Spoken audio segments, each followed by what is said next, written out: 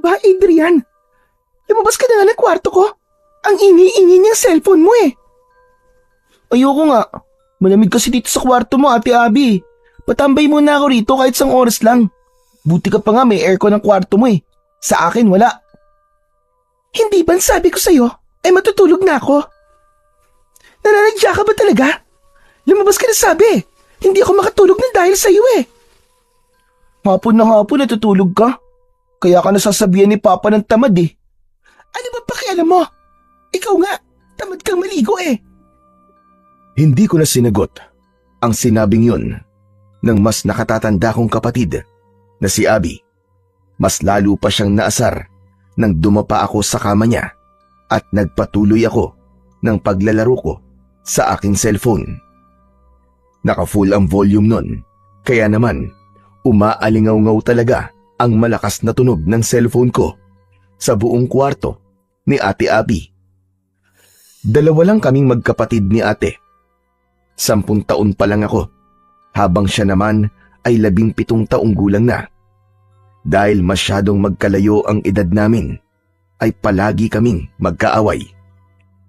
Ewan ko ba, pero paborito ko kasing asarin ang kapatid ko dahil mas mabilis siyang mapikon. Nagulat ako nang bigla akong sinipa ni Ate Abby. Kahit hindi malakas ang pagsipa niya, ay umiyak ako ng malakas. Aray! Aray ko, sakit ng tagiliran ko! Lagot ka, isusumbong kita kay Papa! Naninipa ka bigla! Ang arte-arte mo! Hindi naman malakas ang sipa ko sa'yo! Gusto mo ba lakasan ko pa? Para mas masaktan ka lalo? Papa, si Ate Abby oh! Sinipa ako! Hindi nagtagal ay bumukas ang pinto ng kwarto ni Ate Abby at pumasok ang tatay namin na si Dexter na galit na galit. Mas nilakasan ko ang pag-iyak ko para ako ang kampihan ni Papa. Yun kasi ang madalas kong ginagawa at sa huli ay ang kapatid ko ang napapagalitan. Ano na namang iniiyak mo, Adrian? Ang lakas-lakas ng boses nyo. Hindi ba sabi ko kapag ganitong oras na, ay wag na kayo mag-iingay dahil nagtatrabaho pa ako? Si ate po kasi, sinipa niya po ako sa tagiliran, sobrang sakit po. Parang nabalian po yata ako ng 3 ribs. Aray, ang sakit-sakit. Sinungaling. Talagang nabilang mo pa kung ilang ribs ang nabali sa iyo ha? Saka mahina lang naman ang pagkakasipa ako sa iyo ha? Ang OA mo talaga. Maniwala po kayo sa akin, Papa. Sobrang sakit po talaga ng sipa sa akin ni ate. Tingnan niyo oh, namumula pa nga oh. Dapat lang sa'yo na sipain ka. Kanina pa kita pinapalis sa kwarto ko kasi matutulog na ako. Pero ayaw mo. Tapos ang ingay-ingay pa yung cellphone mo. May sarili ka namang kwarto, di ba? Eh, walang aircon dun eh. Gusto ko rito kasi may aircon. Papa, hindi ba sabi niyo po, hindi po kami dapat magsakitan kasi magkapatid po kami? Pero sinipa po ako ni ate. Tumahimik ka na nga dyan, Adrian. Akala mo ba, hindi ko alam na nagkukunwari ka lang, na sinaktan ka ng ate mo para siya ang pagalitan ko? At ikaw naman, Abby, hindi ka ba pwede magpasensya sa kapatid mo? Baka nakakalimutan mong mas matanda ka kaysa sa kanya. Papa, kilala niyo po yung si Adrian. Sobrang kulit po niyan.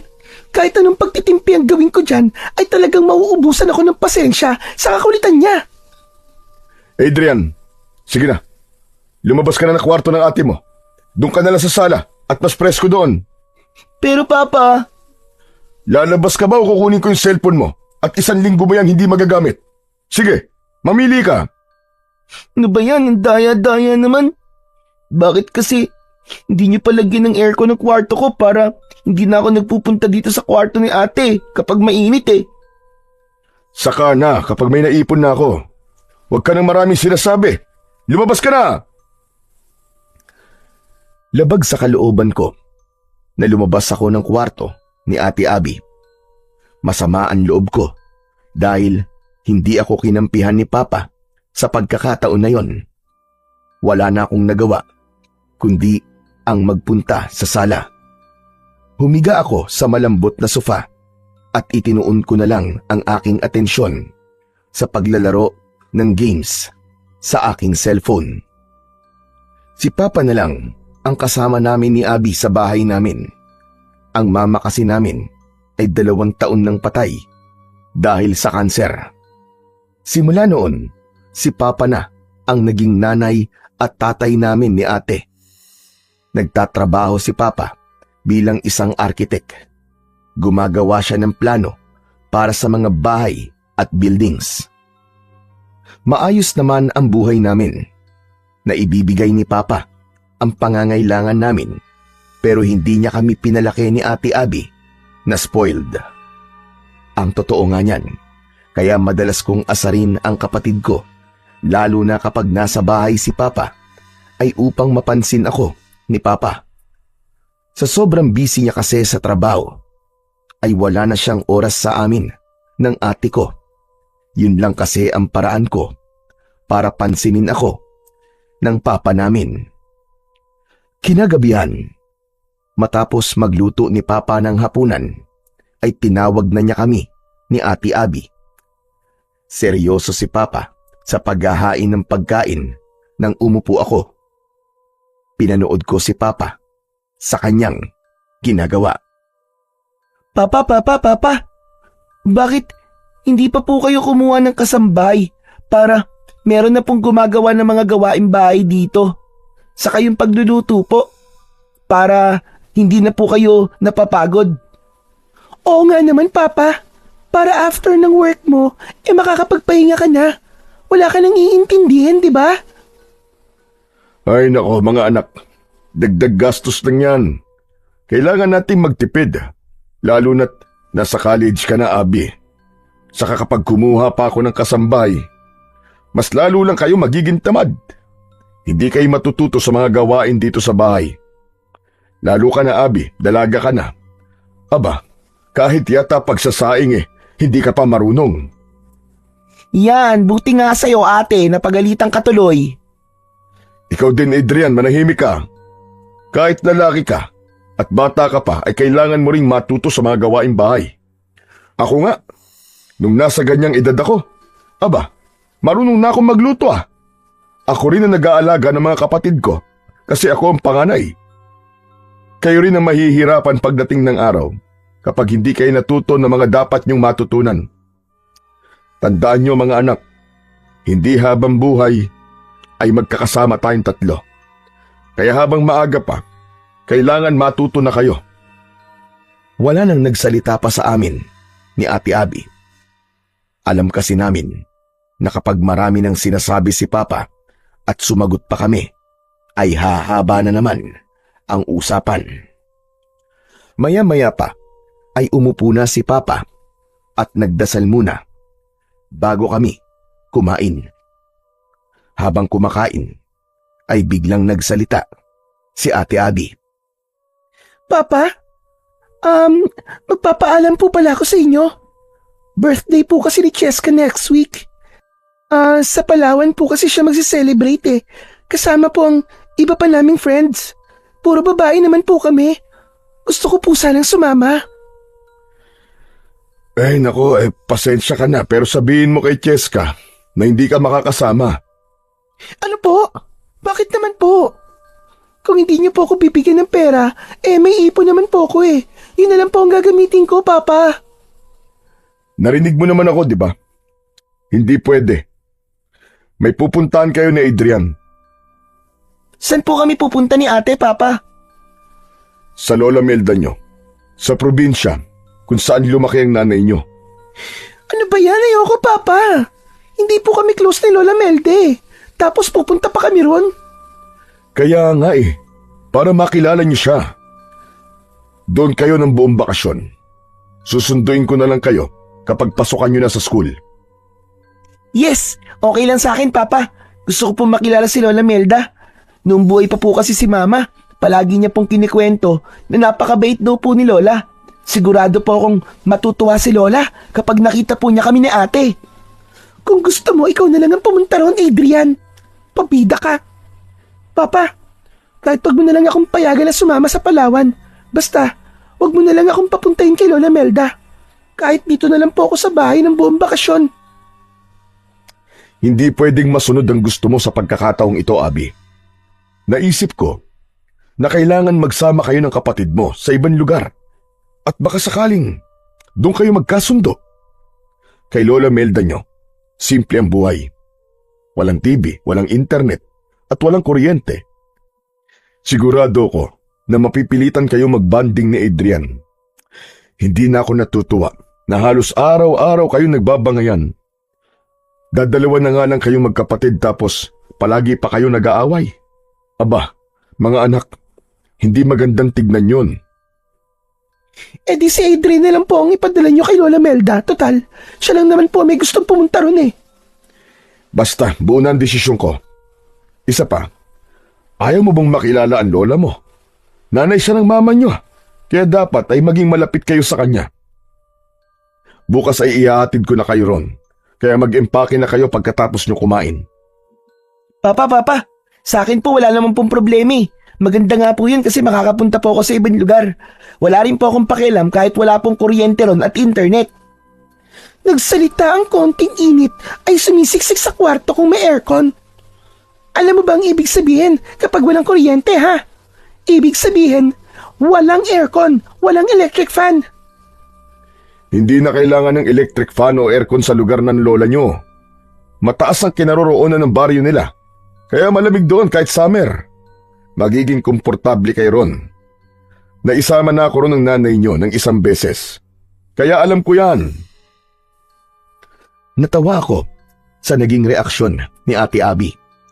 Kulang na lang ay malukot ang mukha niya sa sobrang pagsimangot niya. Sa akin naman ay ayos lang talaga na pumunta kami kay Lola Melda.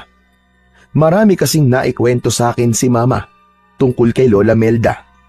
Ang sabi niya ay napakabait ni Lola Melda kasi kahit hindi siya nito totoong anak, ay inalagaan at itinuring siya nito na parang tunay nitong anak.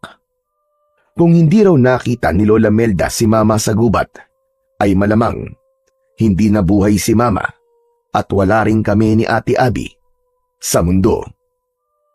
Pagkatapos naming kumain, ay excited akong nag-empake ng mga dadalhin ko sa pagpunta namin kay Lola Melda sa probinsya. Natulog ako ng maaga dahil ang sabi ni Papa ay madaling araw daw kami babiyahe. Makalipas ang ilang oras ay ginising na ako ni Papa. Naligo na ako at inilagay na namin ni Ate Abby ang mga gamit namin sa likod ng kotse. Hindi nagtagal ay bumiyahe na kami. Nasa backseat si Ate Abby, habang ako naman ang katabi ni Papa sa unahan. Abby, tipirin nyo ni Adrian yung allowance na ibinigay ko sa inyo ha.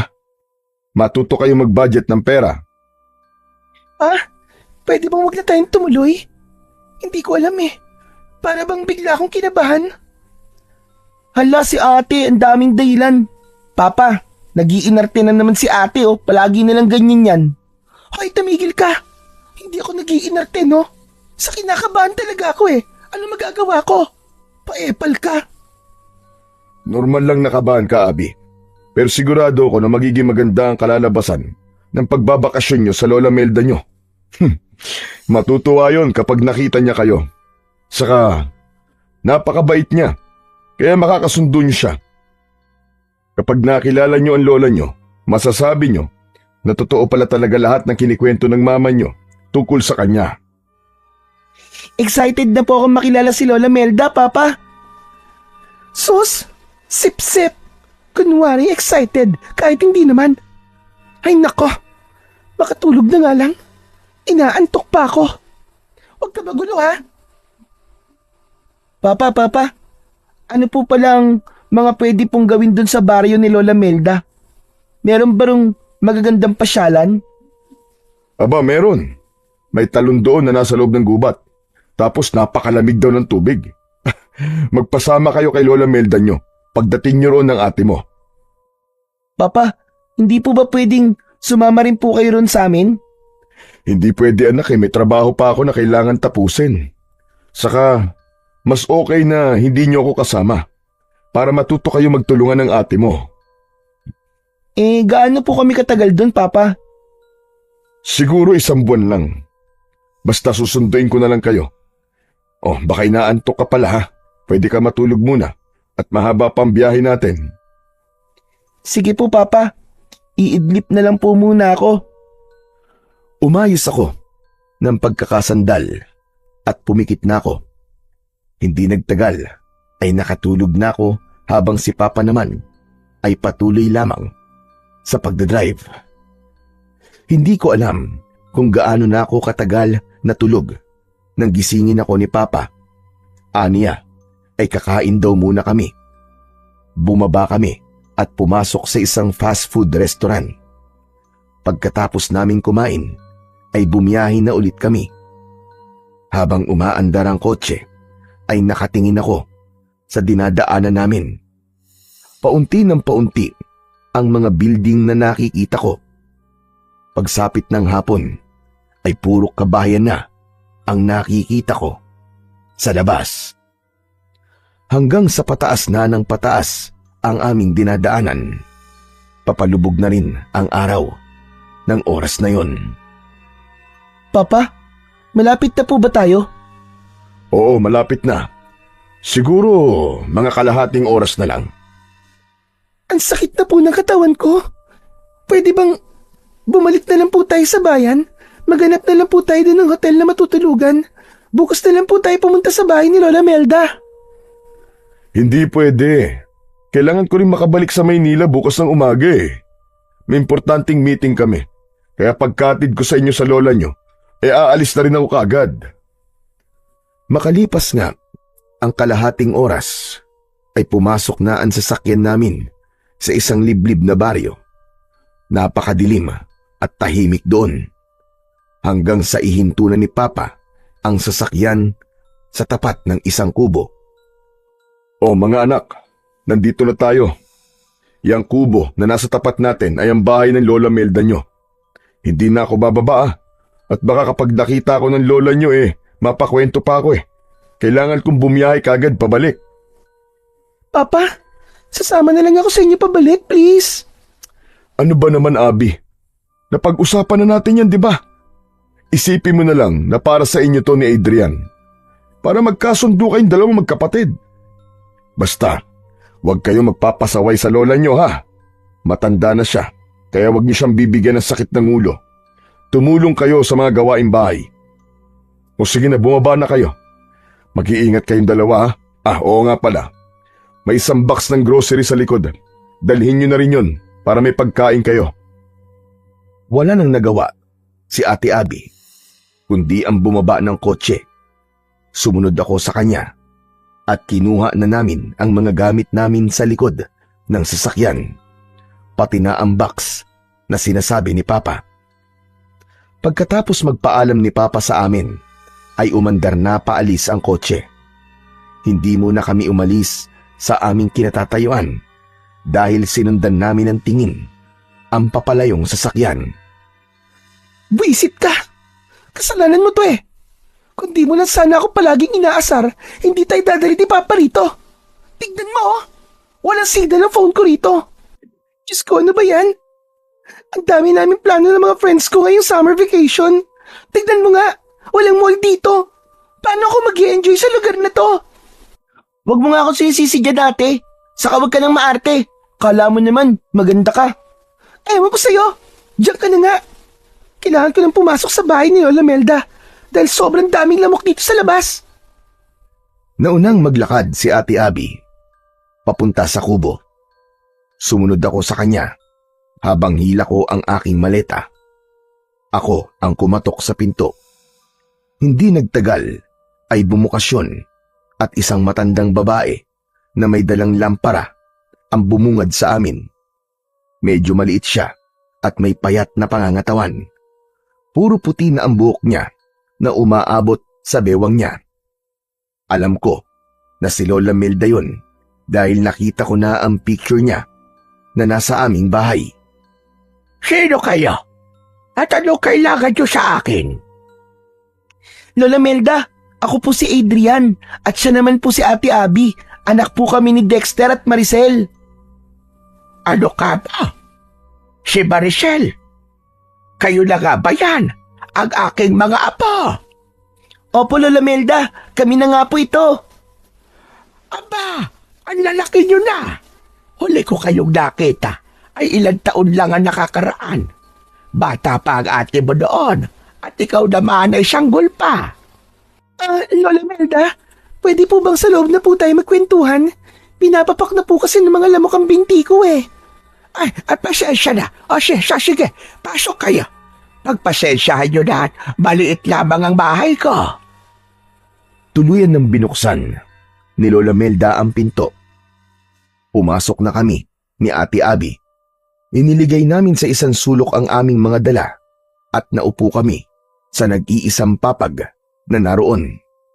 Nang ipatong ni Lola Melda ang lampara sa ibabaw ng lamesa, ay humila siya ng upuan at naupo siya sa harapan namin ng kapatid ko. Kumusta kayo? Nakatutuwa na ba at dinalaw niyo ako rito? Ang papa niyo, nasaan siya? Hinatid lang po niya kami rito, Lola. Umalis din po siya kagad. Kailangan po kasi niyang makabalik kagad sa Maynila bukas ng umaga kasi may trabaho pa po siya. Ay, ganun pa. Abay, sayang naman. Sana ay nagpakita siya sa akin kahit sandali lang. Huwag po kayong mag-alala kasi kapag sinundo po kami rito ni Papa ay magkakausap din po kayo. Alam niyo ba, ang totoo ay nag-iipon ako ng pera para pamasahe ko papunta sa Maynila.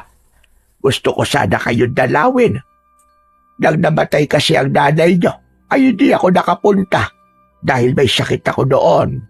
Bukod sa gusto ko kayong makita, ay gusto ko rin sanang dalawin ang puntod ng nanay ninyo. E di sumama na lang po kayo pagbalik po namin sa Maynila, Lola, para hindi na po kayo magbayad ng pamasahe, di po ba? Kailan ba kayo susunduin ng papa ninyo? Ang sabi po kasi ni Papa baka 1 buwan daw po kami rito para daw po makilala ka namin ni ate. Nawala ang ngiti ni Lola Melda. Biglang naging seryoso ang mukha niya hanggang para na siyang natatakot. Isang buwan? Aba, 1 buwan kayong mananatili rito. Opo, Lola. Ito po kasing si Adrian. Palagi po akong inaaway at inaasar. Napuno na po si Papa sa pag-aaway namin. At ang naisip niya pong solusyon para magkasundo po kami ni Adrian ay dalhin po kami rito. Para raw makapag-banding kami ni Adrian. As if makikipag-banding ako dyan, no? Mas gugustuhin ko pa nakausapin ng mga ibon at manok dito kesa dyan sa kapatid ko. Hindi rin naman kita gustong kausapin, ate. Parehas lang tayo ng nararamdaman. Talaga? Sandali lang. Huwag kayo mag-away. At isa pa, hindi kayo maaaring magtagal dito. Kailangan ninyong umalis kagad. Ang akala ko naman ilang araw lang kayo rito. Hindi ko alam na 1 buwan kayong mananatili dito sa akin bahay. Teka, may telepono ba kayo? Baka pwede niyo tawagan ang inyong tatay at sabihin na sunduin na kayo kagad ngayon. Hala, bakit, Lola? Ayaw niyo po ba kaming makasama ng matagal? Hindi naman sa ganun na po. Ang totoo niyan gustong-gusto kayong makasama na matagal. Pero hindi sa lugar na ito. Hindi kayo maaaring magtagal dito. Abi, ilabas mo na ang inyong telepono at tawagan mo kagad ang tatay mo. Lola, simula po nang dumating kami rito ay wala na pong signal ang cellphone ko. Ano ka ba? Signal? Signal po. Kailangan po ng signal para makatawag po ako kay Papa. Kaya hindi ko po siya matatawagan. Tumayo si Lola Melda at naglakad-lakad siya na para siyang hindi mapaanak na pusa. Nagkatinginan kami ni Ate Abby. Nagtaka ko sa ikinikilos ni Lola. Hindi ko maintindihan ang sinabi niya na gusto niya kaming makasama ng matagal pero hindi sa lugar na yon. Tahimik lang kami ng ate ko. Maya-maya pa ay tumigil na sa paglalakad si Lola Melda. Kung ganon, ay wala na pala tayong magagawa, kundi ang hintayin na sunduin kayo ni Dexter. Pero napakatagal lang 1 buwan. May magiging problema po ba kung magtatagal po kami rito, Lola? Malaki. Malaki ang magiging problema. Kung gusto niyo po, iaalis na po kami bukas. May pera pong ibinigay si Papa sa akin. Yun po ang gagamitin namin ni Adrian na pamasahe pabalik sa Maynila. Wala sasakyan na pumapasok dito para magatid palabas ng lugar na ito. Kung maglalakad naman kayo, ay hindi rin maaari dahil aabutin kayo na napakahabang oras. Sa tingin ko, ay wala na tayong magagawa kung di manatili kayo rito hanggang sa sunduin kayo ng tatay nyo. Pero bukas na tayo mag-usap. Alam kong pagod kayo sa inyong naging biyahe. Diyan na kayo matulog sa papag. Ako naman ay dito na lamang sa mahabang upuan. Medyo inaantok na nga po ako. Pero ayos lang po ba kayo dyan sa upuan, Lola? Oo naman. Maliit naman ako kaya kasya ako dyan. Sige na, matulog na kayo magkapatid. Nang patayin na ni Lola Melda ang sindi ng lampara, ay nahiga na ako. Mabuti na lang at kasya sa papag ang 2 tao, kaya kahit paano ay hindi kami siksikan ni Ate Abby. Makalipas ang mahigit 1 oras, ay gising pa rin ako. Hindi dahil sa hindi ako sanay matulog sa papag, kundi dahil namamahay ako. Kahit anong posisyon ang gawin ko sa paghiga, ay hindi ako dinadalaw ng antok. Hanggang sa nasiko ko ang braso ni Ate Abby nang dahil sa kalikutan ko. Ano ba, Adrian? Bakit ba ang likot-likot mo? Maliit na nga tong higaan para sa ating dalawa. Hindi ka pa mapakali dyan. Paano? Hindi kasi ako makatulog, ate. Pumikit ka para makatulog ka. Hindi yung likot-likot mo dyan. Tapos pati pagtulog ko, naiistorbo mo. Buti nga ikaw, nakatulog na eh. At kinising ako ng kalikutan mo. Bakit? Kasalanan ko ba kung hindi ka makatulog? Isa pang likot mo dyan ha. Papalabasin talaga kita. Tumalikod na si Ate Abby pagkatapos niyang sabihin sa akin yon. Pinilit ko na lang na matulog.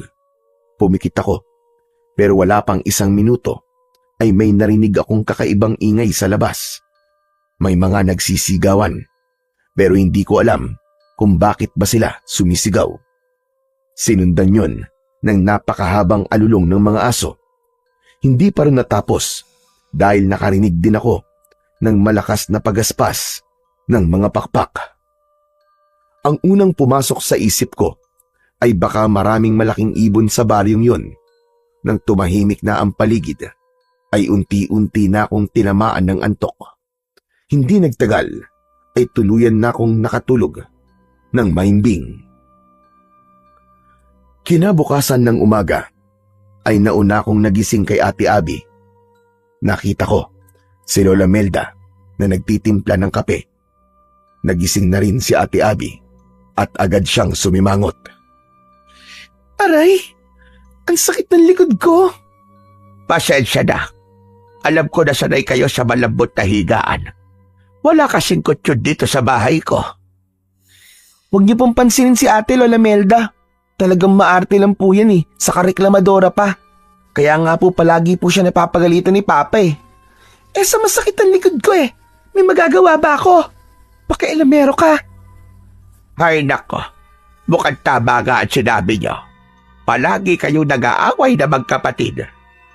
Magmumug na kayo doon sa batalan at saluhan niyo na ako rito sa almusal. Lola, what's batalan? Ang arte talaga nito. Batalan lang, di mo pa alam. Lababo yun. Kung saan naguhugas ng pinggan. Wala bang subject na Pilipino nung elementary at high school ka, ate, at hindi mo alam kung ano ang batalan? Bakit ba? Sa hindi ko alam eh. Hindi na ako sumagot. Nauna na akong nagpunta sa batalan para maghilamos at magmumog. Sumunod si Ate Abby sa akin at pagkatapos ay magkasabay na kaming naupo sa hapagkainan.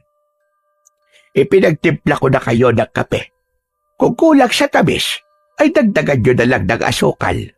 Pagpasensyahan nyo na lang at kabote ang ating almusal. Ayos lang ba yun sa inyo? Ayos lang po sa akin, Lola. Hindi naman po ako mapili pagdating po sa pagkain eh. Lola, wala po ba kayong pancake o bacon? Yan po kasi ang madalas na niluluto ni Papa para sa amin tuwing breakfast. Hindi ka ba marunong makaintindi, ate? Kamote nga lang ang almusal natin. Talagang naghahanap ka pa ng wala. Kahit sinigang na kanin po, Lola, tapos itlog, tapos yung sinagag po ay maraming bawang na toasted. Bawang? Abay walang bawang sa baryong ito. Pati na rin asin. Ano? Seryoso po ba yan? May lugar po bang walang bawang at asin? Meron. Dito sa lugar na ito ay ipinagbabawal ang bawang at asin. Bakit po, Lola? Ano po bang meron sa bawang at asin? At ipinagbabawal po yun dito. Huwag kayong magtanong. Kumain na muna tayo at lalamig na ang kape nyo. Hindi na ako nagsalita at kumuha na ako ng isang kamote. Binalatan ko yon, saka ko kinain. Pero habang kumakain ako, ay hindi naalis sa akin ang pagtataka kung bakit walang bawang at asin sa baryo ni na Lola Melda. Maya-maya pa ay napansin ko na nakasarado ang bintana at pinto, kaya pala medyo madilim sa loob. Napansin din yon ni Ate Abby at siya na ang nagsabi nun kay Lola Melda. Wait lang po bubuksan ko lang po ang pinto at bintana para lumiwanag. Wag! Nagtatakang nagkatinginan kami ni Ate Abby sa pagsigaw na yon ni Lola Melda. Ang ibig ko sabihin wag mo na buksan. Masyadong maraming langaw sa labas. Baka pumasok dito sa loob. Ganun po ba? Sige po, hindi ko na lang po bubuksan. Siguro ay ngayon ko na dapat sabihin sa inyo ang patakaran ko sa bahay ko. Kailangan ninyo sundin ang lahat ng sasabihin ko at huwag na kayong magtanong. Para rin naman sa inyo ang mga patakaran na sasabihin ko. Una, hindi kayo pwedeng lumabas. Hindi kayo pwedeng makita ng ibang tao. Sa madaling salita, dito lang kayo sa loob ng bahay. Lalong-lalo na sa gabi. Hindi kayo maaaring lumabas. Pangalawa, kahit na anong marinig nyo sa gabi, ay huwag niyong papansinin. Huwag kayong sisilip sa labas. At kung may makikita kayong kakaiba, huwag nyo rin pansinin. At ang panghuli, ayokong magtatanong kayo ng kung ano-ano dahil wala kayong sagot na makukuha sa akin. Gawin nyo ang lahat ng sinabi ko at magiging ligtas kayo sa lugar na ito. Wait lang po, Lola. Ibig po bang sabihin ay hindi kami makakapamasyal ni Adrian? As in, dito lang po kami sa loob ng bahay sa loob ng 1 buwan? Ganon na nga. Hindi kayo maaaring lumabas. Pero ang boring naman po nun. Buti po sana kung may TV kayo rito o kaya internet connection. Pero wala Anong gagawin namin dito? Hindi ba sabi ko ay huwag na kayong magtanong? Sundin nyo na lang ang sinabi ko dahil para rin yun sa inyong kapakanan. Pero bakit po? May hindi ba magandang nangyayari sa lugar na to at bawal kaming lumabas at makita ng ibang tao? Gaya na sinabi ko, Abe, huwag na kayong magtanong. Sige na. Tapusin nyo na ang pagkain nyo. Hindi na kami nagsalita pa ni Ate Abby. Nang magkatinginan kami, ay alam ko na iisa ang nasa isip namin. Nagtataka kami sa mga patakarang sinabi ni Lola Melda. Hindi ko akalain na sa loob ng 1 buwan ay doon lang kami sa loob ng bahay niya. Para sa akin ay hindi ganoong bakasyon ang iniisip ko. Ang buong akala ko pa naman ay makakagala kami sa lugar na yon. Pero base sa mga sinabi ni Lola ay mukhang hindi yon mangyayari. Pagkatapos naming mag-almusal ay nagpaalam sa amin si Lola Melda. Aniya ay magtutungo siya sa taniman nito ng gulay upang kumuha ng kakainin namin mamayang pananghalian. Isinarado niya ang pinto pagkaalis niya. Humiga ako sa papag habang naglalaro ng isang offline games sa aking cellphone. Si Ate Abby naman ay hindi mapakali at panay ang lakad niya. Hindi ko magets kung bakit bawal tayong lumabas. Anong gagawin natin dito sa loob ng bahay ni Lola? Wala namang mapaglibangan dito. Wala ring internet. Paano ko malalaman ang ginagawa ng mga friends ko? Siguro merong mamamatay tao dito na gumagala, no? Kaya hindi tayo pwedeng lumabas. Ewan ko. Sabi ko na nga hindi na dapat ako pumunta rito. Kung alam ko lang na ganito ang sitwasyon dito, hindi na sana ako sumunod kay Papa. Nagmatigas na lang sana ako. Huwag ka na magalit dyan, ate. May cellphone ka naman, di ba? Gamitin mo na yan para malibang ka. At paano naman ako malilibang sa cellphone ko, Aber, kung walang internet connection?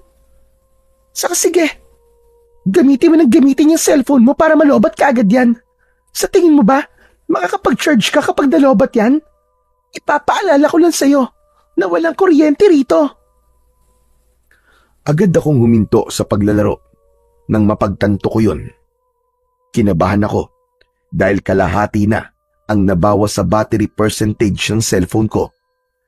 Hindi ako sigurado kung ilang araw na lang ang itatagal ng battery ng cellphone ko kapag palagi ko yung ginagamit. Naku, oo nga no. Pero hayaan mo ate, kakausapin ko si Lola Melda, sasabihin ko sa kanya na baka pwede tayong lumabas kahit sa likod lang tayo ng bahay niya. Hindi naman siguro tayo makikita ron ng mga tao, di ba? Isa pa yan sa hindi ko maintindihan kung bakit hindi tayo pwedeng makita ng ibang tao. Walang sense yung mga patakaran niya. Tama ka dyan, ate. Saka, nagtataka rin ako kung bakit biglang nagbago ang mood ni Lola nang malaman niya na 1 buwan tayo rito, di ba? Kasalanan mo to Dapat kasi, hindi ka pumayag na sabihin ni Papa na dadalhin niya tayo rito. Masyado ka kasi pabibo kay Papa Kung sumang-ayon ka lang sana sa akin at dalawa tayong tumutol sa gusto ni Papa, baka mas nakinig siya sa atin. Hindi ko naman kasi alam na ganito ang mangyayari, ate. Sa totoo lang, okay lang sa akin na walang internet at kuryente. Akala ko makakagala tayo rito, pero hindi pala. See? Akala mo kasi ay palagi ako nag-iinarte. Mas matanda ako sa'yo, no? Kaya mas marami akong alam kaysa sa'yo. Saka, hindi ba sinabi ko na bago tayo umalis, kinakabahan ako? Tama pala ang kutob ko. Hindi pala talaga dapat tayo tumuloy dito. Ewan ko ba kasi dun kay Papa kung bakit gusto niyang makilala pa natin si Lola Melda. Nabuhay naman tayo nang hindi natin siya nakikilala, di ba? Oh, tignan mo ang nangyari ngayon sa atin. Stranded tayo rito. Ate, huwag ka naman magsalita ng ganyan. Nanay ni Mama si Lola Melda, kaya walang masama kung makikilala at makakasama natin siya, di ba? Anong nanay yung sinasabi mo? Hindi naman totoong nanay ni Mama si Lola Melda. Technically, hindi natin siya kaano-ano. Nagulat kami ni Ate Abby nang biglang bumukas ang pinto at pumasok si Lola Melda. Namutla si Abby dahil seryoso ang muka ni Lola habang bitbit niya ang isang basket na may nakalagay na mga gulay.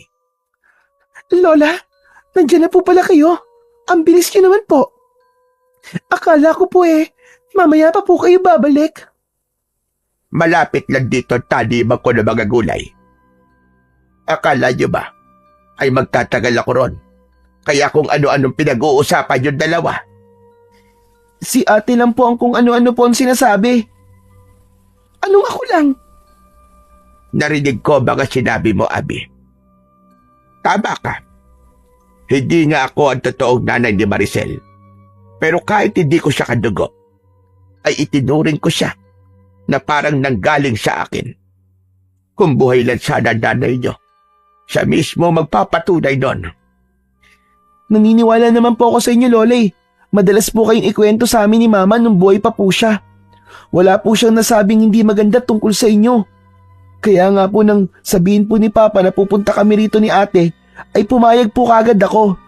Si Ate Abby lang po talaga ang kung ano-anong sinasabi tungkol sa inyo Talagang nilaglag mo ako Okay. Naniniwala naman po ako mabait kayo, Lola Pero ang hindi ko talaga maintindihan ay kung bakit kailangan dito lang kami sa loob ng bahay. Nagpunta po kami rito para magbakasyon at hindi maging parang preso. Mas ligtas kasi kayo rito sa loob. Maniwala kayo. Para rin sa inyo ang mga sinasabi ko. Sundin niyo na lang ako para walang masamang mangyari sa inyo. Eh bakit nga po bawal kami lumabas? Ano po bang meron sa labas? Huwag na kayong magtanong.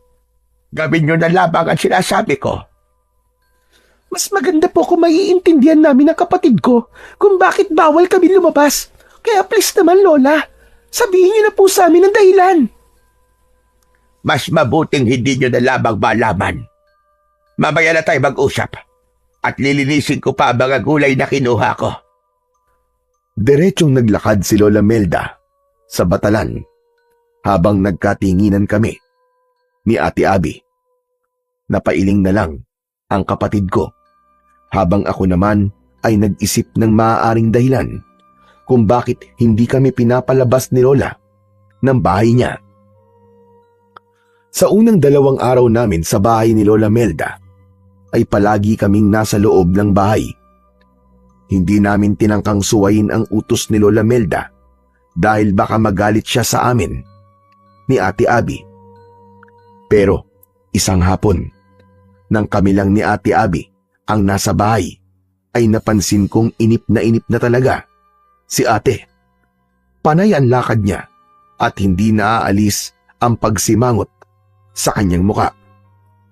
Hanggang sa nainis na nagsalita si Ate Abby. Ay, ano ba yan?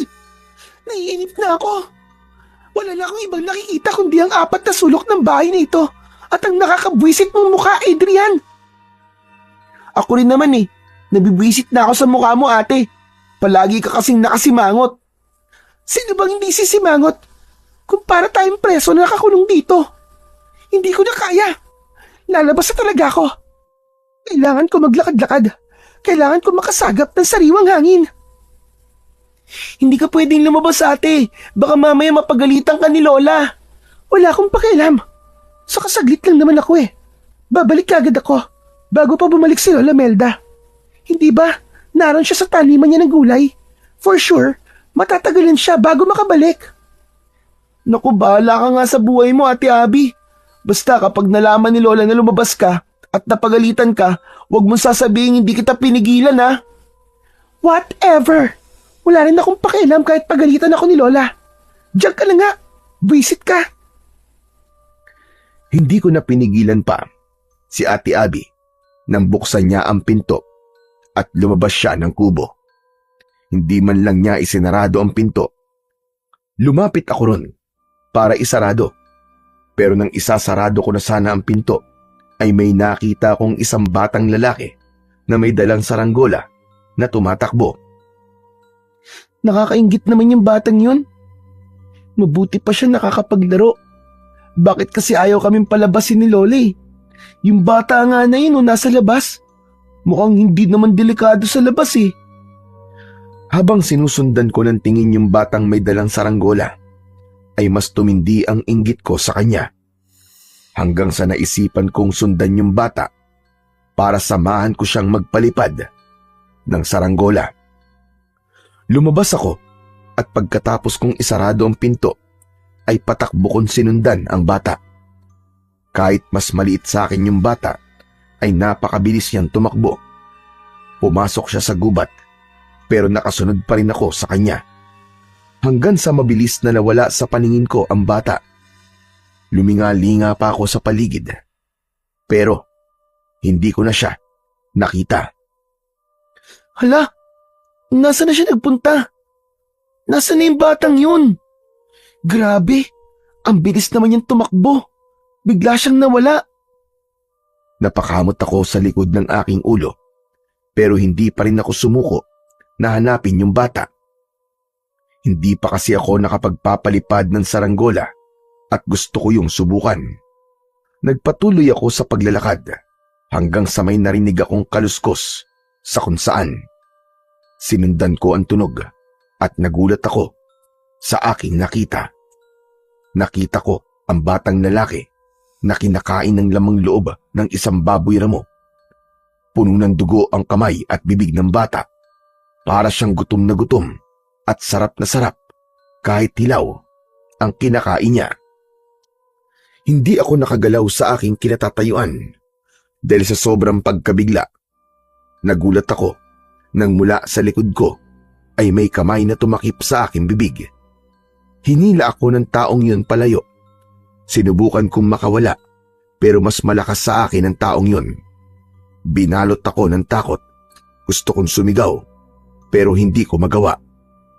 Nang nakalayo na kami sa bata ay saka lang ako pinakawalan ng taong humila sa akin. Sisigaw sana ako pero pagharap ko ay nakita ko si Lola Melda. Bakas sa mukha niya ang galit.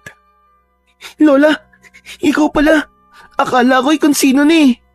Umuwi na tayo at doon tayo mag-uusap. Pero Lola, yung bata po. Yung bata. Hindi ka ba talaga marunong makinig?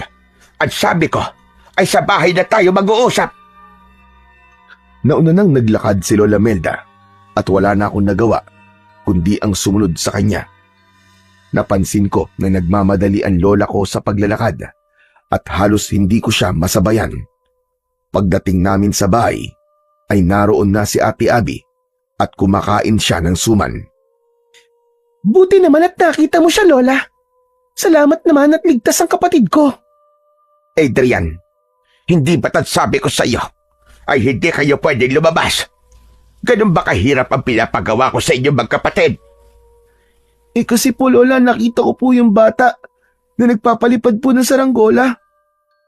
Nainggit po ako sa kanya kaya sinundan ko siya eh. Kahit na, hindi ka pa rin dapat lumabas. Ganyan ba kayo pinalaki ng tatay niyo? Hindi kayo marunong sumunod sa sinasabi na mas nakatatanda sa inyo. Sorry na po Lola. Pero bakit ako lang po ang pinapagalitan nyo? Lumabas din naman po si Ate Abby ah. Hoy, huwag kang sinungaling. Hindi ako lumabas, no? Di ba, Lola? Nang dumating po kayo dito, nandito po ako. May pasalubong pa nga po kayong suman eh. Hala, ikaw ang sinungaling, ate. Lola, si ate po na unang lumabas. Sumunod lang po ako sa kanya, maniwala po kayo sa akin. Sinungaling yan, sinungaling. Tama ang ate mo. Dumating ako nandito siya. At sabi niya sa akin, ay ikaw lang ang lumabas. Pinigilan ka pa nga raw niya. Pero hindi ka nagpapigil. Matalim kong tinignan si Ate Abby. Doon ko na-realize na bago nakauwi si Lola Melda ay nagawa ng bumalik ni ate sa bahay. Kaya inakala ni Lola na hindi siya lumabas hanggang sa naalala ko yung batang nakita ko sa gubat. Pero Lola, yung ano po, yung batang nakita ko po sa gubat. Bakit po siya kumakain ng baboy damo? Tapos, hilaw pa po yung kinakain niya. Ganito po ba sa lugar niyo, Lola? Kumakain po ng hilaw na karne ang mga tao? Ano ba sinasabi mo, bata ka? Wala naman ako nakitang bata sa gubat na kumakain ng baboy rabo. Ano? Paanong wala po, Lola Melda? Nasa harap lang po natin yung bata kanina, di ba? Hay nako, kung ano-ano tumatakbo sa imahinasyon mo. Iniiba mo lang ba ang usapan para mawala ang galit ko sa iyo? Hala sige, diyan na muna kayo at magsisibak lang ako ng kahoy sa labas. Sana naman ay ito na ang huling beses na susuwayin mo ako. Naiintindihan mo ba, ha Adrian? Opo, sorry na po ulit. Matapos yun, ay lumabas na si Lola Melda. Nang kami na lang ni Ate Abby ang nasa loob ng bahay, ay pigil na tumawa si ate na parabang nang aasar. Sabi ko naman sa'yo, di ba? Babalik ako bago dumating si Lola Melda. Ikaw kasi, lumabas ka pa eh. Nahuli ka niya tuloy. Ang galing mo talagang magsinungaling ate, no? Grabe ka. Ginawa ko yon para hindi ako mapagalitan. Dapat kasi ginagamit mong utak mo kahit minsan lang. Pero teka, ano yung sinabi mo kanina na may nakita kang batang kumakain ng baboy ramo? Totoo ba yon? O gawa-gawang kwento mo lang? Ate, maniwala ka. Pexman crossed my heart. Totoong-totoo yun. Sinundan ko yung bata na may dalang saranggola. Pagpasok niya sa gubat, bigla siyang nawala. Tapos hinanap ko siya. Nang nakita ko ulit siya, ay kumakain na siya ng baboy ramo. Parang Siya pa nga mismo ang pumatay dun sa baboy damo na yun eh. Kasi puro dugo talagang kamay niya. Grabe ate, nakakatakot yung itsura niya. Kasi para siyang gutom na gutom at wala siyang pakialam kahit hilaw ang kinakain niya. Talagang nilantakan niya ate. Diyos ko, obvious naman na iniimbento mo lang yung kwento mo, no? Hindi ka panipaniwala. Sino naman kakain ng hilaw na karne tapos bata pa? Alam mo, kung gagawa ka ng kwento, yung kapanipaniwala naman sana. Pero ate, nagsasabi ako na totoo. Hindi ako nag-iimbento lang, maniwala ka ate. Kahit nga si Lola hindi naniniwala sa iyo eh. Ako pa kaya? Bahala ka nga kung ayaw mo maniwala.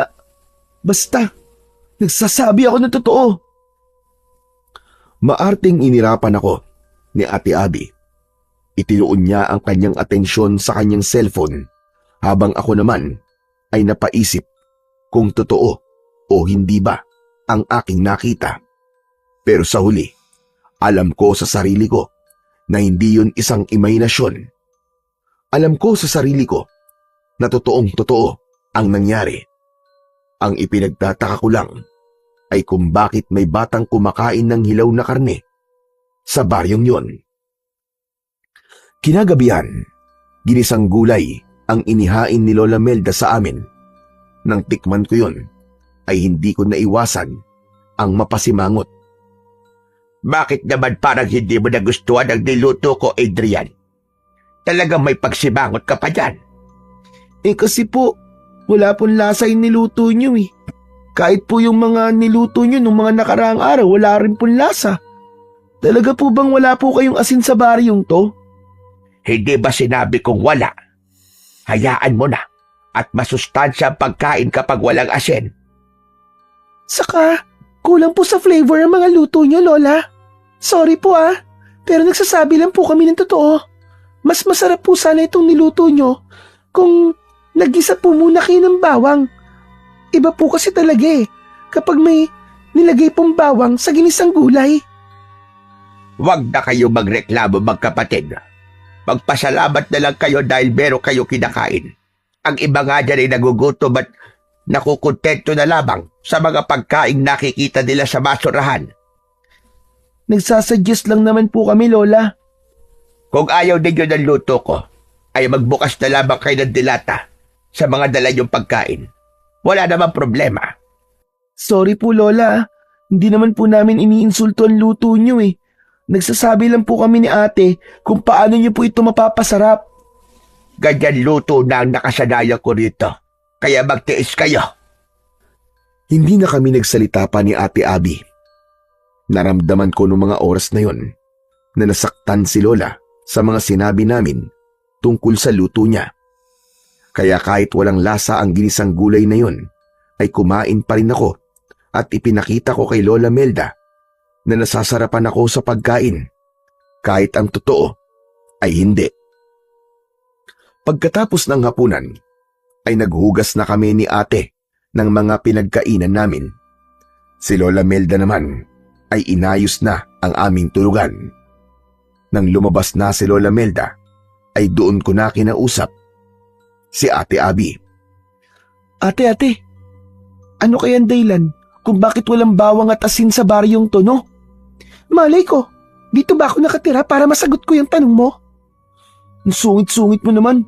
Nagtatanong lang naman ng tao eh. Hindi ko naman sagot okay? Pero sigurado ako na may malalim na dahilan kung bakit walang bawang at asin dito. Ano palang nangyari ate nung lumabas ka? Saan ka pala nagpunta nun? Wala naman. Nagdakad-lakad lang ako. Umuwi na kagad ako kasi ang sama ng tingin sa akin ng mga taong nakakita sa akin Para bang gusto nila akong saktan. Grabe, ang creepy nila, as in. Ibig sabihin, may nakakita sa'yo na ibang tao ate. Hala ka, hindi ba ang sabi ni Lola ay hindi tayo pwedeng makita ng ibang tao sa lugar na to? Wala namang ginawa sa akin yung mga tao Bukod sa tinigdan lang nila ako na masama. Siguro, hindi lang sila sanay na makakita ng ibang tao rito. Kaya masasabi ko na okay lang si Lola sa pagbabawal sa atin na lumabas. Hindi naman ako sinaktan ng mga tao ate, baka kasi Hindi sa mga tao tayo pinag-iingat ni Lola. Eh saan naman? Sige nga, sabihin mo. Ewan ko ate pero simula nung nakita ko yung bata na kumakain ng baboy ramo, ay nagkaroon na ako ng masamang pakiramdam sa lugar na to. Kung pwede nga lang na umalis na tayo rito ngayon aalis na kagad tayo Sa tingin mo ba makakaalis tayo kagad? Makakaalis lang tayo rito kapag sinundo na tayo ni Papa. Saka ikaw kaya ang may gustong pumunta rito, di ba? Tapos ngayon, gusto mo nang umuwi? Ewan ko sa'yo. Ate, hindi ko kasi ini-expect na ganito ang lugar na to tapos ayaw pa tayong palabasin ni Lola. Akala ko kasi ay kagaya ito ng mga probinsyang napapanood ko sa TV. Yung bang maraming batang naglalaro sa labas, tapos pwede akong sumali sa kanila, maglalaro ng tagu-taguan, ng tumbang preso. Yung maraming pwedeng puntahan, gaya ng dagat o kaya bundok. Kahit nga yung talon na sinasabi ni Papa na nasa loob ng gubat, hindi pa natin napupuntahan kasi nga bawal tayong lumabas Naputol ang pag-uusap namin ni Ate Abby nang pumasok na si Lola Melda. Hindi kasi niya pwedeng marinig ang pinag-uusapan namin ni ate dahil baka kung ano pa ang isipin niya at magalit na naman siya sa amin. Mabait naman si Lola Melda pero parang napakarami niyang hindi sinasabi sa amin ng kapatid ko. Nang sumapit na ang 9:00 ng gabi ay humiga na kami. Hindi nagtagal ay nakatulog na kami ni Ate Abby. Makalipas ang ilang oras ay nagising ako dahil kailangan kong gumamit ng banyo. Kinapa ko ang posporo sa lamesa at sinindihan ko ang lampara. Dinala ko ang lampara sa banyo at nang natapos na akong umihi ay naglakad na ako pabalik sa papag. Sandali akong natigilan nang makita kong wala si Lola Melda sa mahabang upuan kung saan siya natutulog. Hindi ko alam, pero bigla akong kinabahan ng mga sandaling yon. Ganun pa man, inisip ko na lang na baka lumabas lang siya para magpahangin. Pinatay ko na ang sindi ng lampara at bumalik na ako sa pagkakahiga. Pero nahirapan akong makatulog. Lumipas pa ang 1 oras pero hindi pa rin bumabalik si Lola Melda. Hanggang sa nagdesisyon na akong gisingin si Ate Abby. Marahan ko siyang tinapik sa braso. Ate, gising! Ate, gising! Ano ba, Adrian? Bakit ba ang hilig mong mga abala na natutulog, kasi ate, si Lola, kanina pa siya wala Pagising ko kanina, wala na siya tapos 1 oras nang nakalipas pero wala pa rin siya. Baka nasa taniman lang ng gulay yon.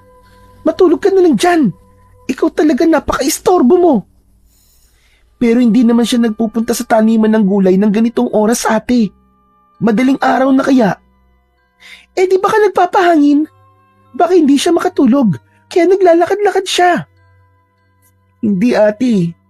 Kinakabahan kasi ako Baka kung ano na nangyari kay Lola. Hanapin kaya natin siya sa labas. Ayoko nga. Kung gusto mo, ikaw na lang. Total, ikaw naman na nakaisip. Wala ka talagang pakialam kay Lola, no? Kung ayaw mo akong samahan, ako na lang ang maghanap sa kanya. Bumaba ako sa papag at dire-diretso ako naglakad papunta sa pinto. Nang bubuksan ko na ang pinto, ay hinawakan ni Ate Abby ang braso ko. Oo na. Sasamahan na kita. Baka mamaya, kung ano pa mangyari sa'yo sa labas, paniguradong masisisi naman ako ni Papa. Natuwa ako dahil sinamahan ako ni Ate Abby sa paglabas ng bahay. Napakalamig ng hangin at sobrang tahimik ng paligid. Sinabi ng ate ko na baka nasa likod ng bahay si Lola, kaya naglakad kami papunta roon. Habang papalapit kami sa likod ng bahay, ay nakarinig kami ng malakas at mabilis na paghingal. Natatakot na nagkatinginan kami ni Ate Abby. Sumenya siya sa akin na wag akong maingay. Naging maingat ang aming pagakbang habang nakasandal kami sa dingding ng kubo. Pagsilip namin ay nakita namin sa likod ng kubo ang isang nilalang na nakatalikod sa amin. Nakaluhod siya at para siyang may kinakain na kung ano. Dahil madilim ay hindi namin masabi kung si Lola Melda ba yun. Ang sigurado lang kami ay isa yung matandang babae na may magulong buhok na kulay puti. Lola Melda, ikaw ba yan? Mabilis na lumingon ang nilalang. Sabay kaming napasigaw ni Ate Abby nang makita namin ang nakakatakot na itsura ng nilalang. Puno ng dugo ang bibig at kamay nito. Matutulis ang kanyang mga ngipin at mabalasik ang kanyang muka. Para siyang isang halimaw na hindi namin maintindihan kung ano talaga siya. May hawak ang nilalang na patay na manok at yun ang kinakain niya. Hinawakan ni Ate Abby ang kamay ko at hinila niya ako pabalik sa loob ng kubo. Mabilis niyang isinarado ang pinto. Narinig namin ang mahaba at nakakatakot na pag-angil nang nakita naming nilalang. Napayakap kami sa isa't isa ni Ate Abby. Parehas kaming nanginginig sa sobrang takot. Ate, ano yun? Ano yung nilalang na yun? Hindi ko alam. Para siyang halimaw na demonyo na ewan. Malay ko! Naku ate, baka pumasok siya rito. Anong gagawin natin? Baka kainin din tayo ng gaya nung sa manok. Sabi ko naman kasi sa'yo may mga taong kumakain dito ng hilaw na karni. Pero, parang hindi tao yung nakita natin. May tao bang ganun ang mukha? Ate, natatakot ako. Baka makapasok siya rito. Baka kainin tayo nun. Biglang bumitaw si Ate Abby sa akin sa pagkakayakap. Hindi ako papayag na saktan niya tayo kung papasok siya rito. Kailangan nating lumaban sa kanya. Gawin natin ang lahat. Ano? Paano natin lalabanan yun, Ate Abby? Hindi ba nakita ang mga ngipin at kuko niya? Ang tutulis, parang mga kutsilyo. Nagmamadaling nagpunta si Ate Abby sa kusina. Kumuha siya ng 2 patalim at ibinigay niya sa akin ang isa. Ate, anong gagawin natin sa kutsilyong to? Siguro magluluto tayo. Ipagluluto natin yung halimaw kapag nakapasok siya rito. Ewan ko sa'yo. Siyempre, para hindi niya tayo kainin, lalabanan natin siya. Gagamitin natin ang kutsilyo na to para ipagtanggol ang sarili natin. Kung kinakailangan patayin natin siya, ay papatayin natin siya.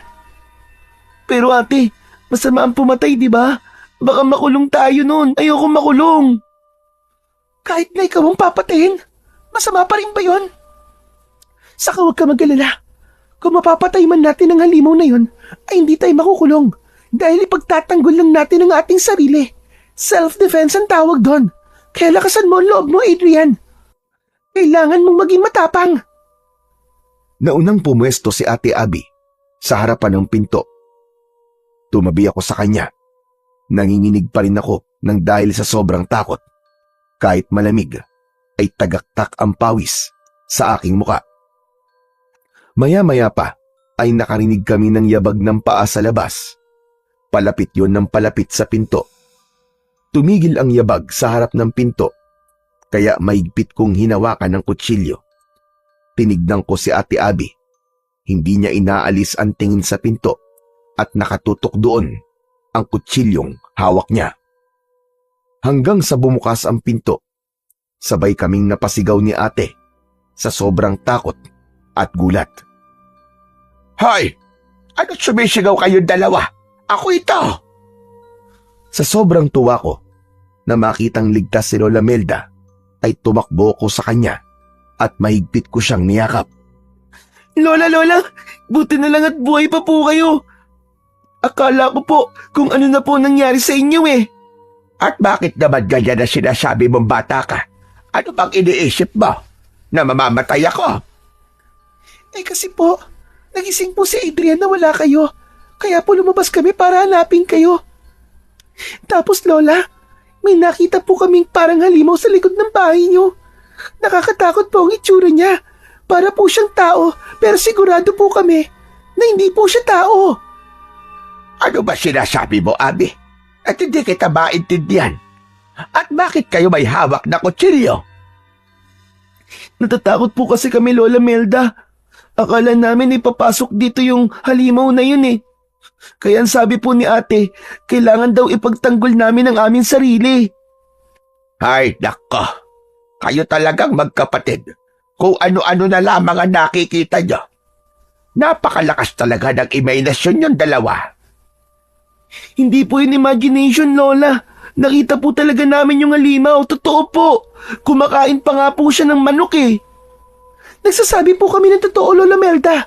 Maniwala naman po kayo sa amin. Sigurado ako, nakakagising nyo lang nang nakita nyo at sinasabi nyong halimaw. Minsan kasi, kapag bagong gising ang isang tao, ay kung ano-ano ang nakikita niya. Hala, sige na. Ang mabuti pa ay bumalik na kayo sa pagtulog. Sige na, sige na.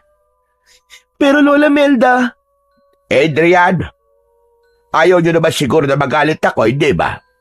Sundin nyo na lang ako. Sige na, matulog na kayo uli. Bagsak ang balikat na bumalik ako sa papag para humiga. Isinarado na ni Lola Melda ang pinto at ibinalik niya ang mga kutsilyo sa kusina. Nang tumabi na si Ate Abby sa akin, ay pinilit kong matulog. Pero hindi ko magawa. Nasa isip ko pa rin kasi ang itsura nung nakakatakot na halimaw na nakita namin kanina. Natakot ako na baka hanggang sa panaginip ay makita ko siya. Pagsapit ng umaga, pagkatapos naming kumain ng almusal, ay umalis si Lola Melda para pumunta sa kanyang taniman. Kaya nagkaroon kami ng pagkakataon ni Ate Abby na mag-usap ng kaming dalawa lang. ate, sa tingin mo ba, ay imagination lang natin yung nakita nating halimaw kagabi? Ano ka ba, Adrian? Imposibleng imagination lang natin yun. Dalawa tayo nakakita eh.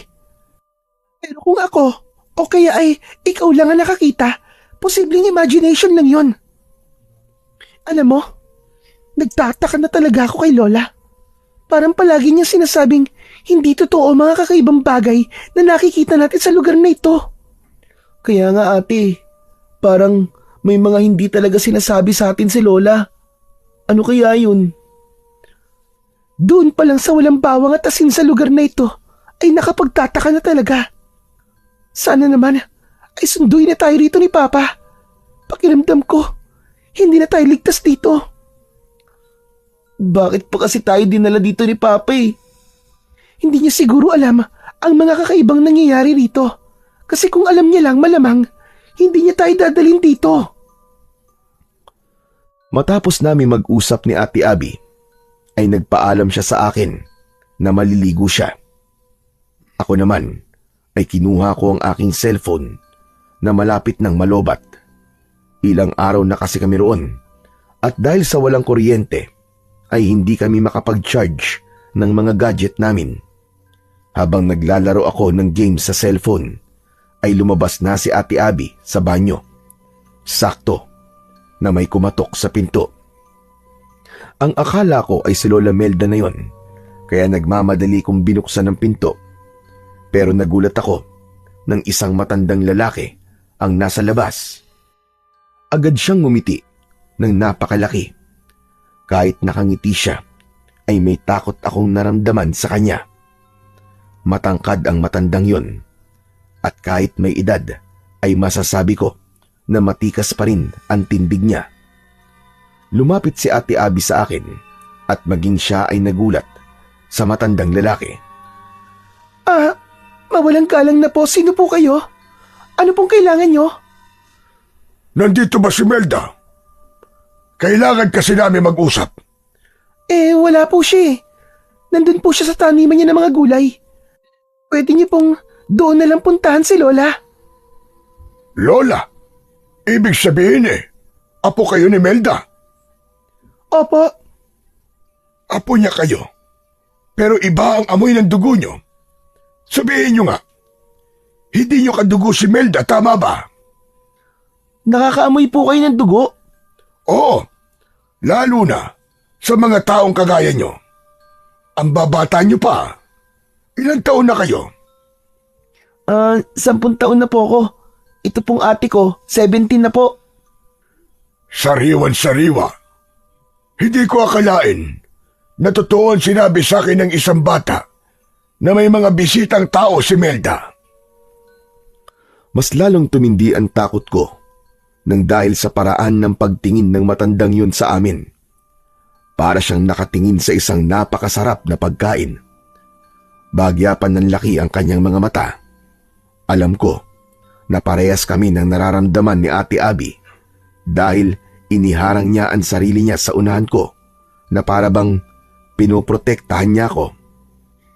Hindi po ba sinabi ko nang wala po rito si Lola? Nandun po siya sa taniman ng gulay.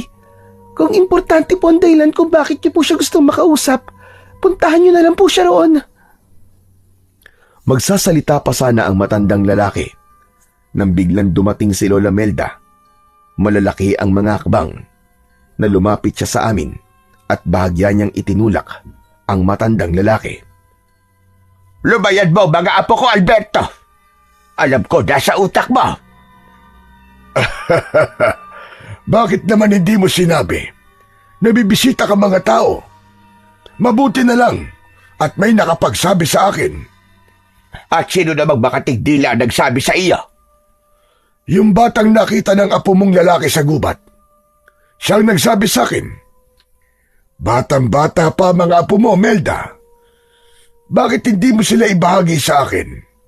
Nakakasawa ng mga hayop sa gubat. Matagal-tagal na rin. Simula nung huling beses na... Tama na, Alberto. Hindi mo sila pwede galawin dahil sila ay aking mga apo. Nandito sila para makasama ko kaya wag mong gawing hindi maganda ang pananatili nila rito. Sige na, makakaalis ka na. Masyado kang madamot, Melda. Pakiramdam ko tuloy ay hindi ka nakabilang sa amin. Ikaw ang parang hindi kabilang sa amin dahil masyado kang hayok. Subukan mo lang na may gawing hindi maganda dahil ako makakalaban mo. Umalis ka na, Alberto! At huwag ka na babalik dito! Hindi ko may papangakong hindi na ako babalik, Melda. Hindi ko may papangako. Nakakatakot na ngumisi ang matandang lalaki na tinawag ni Lola sa pangalang Alberto. Sinulyapan pa niya kami ni Ate Abby bago siya tuluyang naglakad palayo. Nang wala na si Alberto, ay pumasok na si Lola Melda at agad niyang isinarado ang pinto. Ramdam na ramdam ko ang labis na tensyon niya dahil habol niya ang kanyang paghinga. Bakit niyo pinagbuksan ng pinto si Alberto? Bakit? Naku, sorry po Lola. Akala ko po kasi kayo po yun eh. Kumatok lang po kasi siya at hindi po nagsalita. Lola, bakit parang takot na takot po kayo? Sino po ba ang Alberto na yon? Hindi niyo na kailangan malaban pa. Huwag na kayo magtanong. Basta, huwag kayo lalabas ng bahay ko kahit anong mangyari. Nagkakaintindihan ba tayo? Lola, sa tingin ko po, kailangan niyo na po sabihin sa amin kung ano ba talaga ang nangyayari. Pasensya na po. Pero, ramdam po namin ni Adrian na may itinatago po kayo sa amin. Hindi po biro ang mga sinabi ni Alberto. Anong ibig niya sabihin na bakit hindi mo kami ibahagi sa kanya? Lola, maaari pong bata pa kami, pero marunong na kami makaintindi. Kaya please lang po, sabihin niyo na po ang dapat naming malaman. Wow ate, ang galing mo ah. Para kang artista, para kasi Maricel Soriano ah. Pwede ba Adrian? Hindi ako nakikipagbiruan sa iyo ah. Seryoso ako ngayon. Tama ka. Tama ka, Abby. Oras na nga siguro para malaman niyo ang katotohanan. Total, alam na ni Alberto na nandito kayo. Kaya wala nang dahilan pa para maglihim ako. Mas makabubuti kung sa akin nyo na malalaman ang lahat kesa sa iba.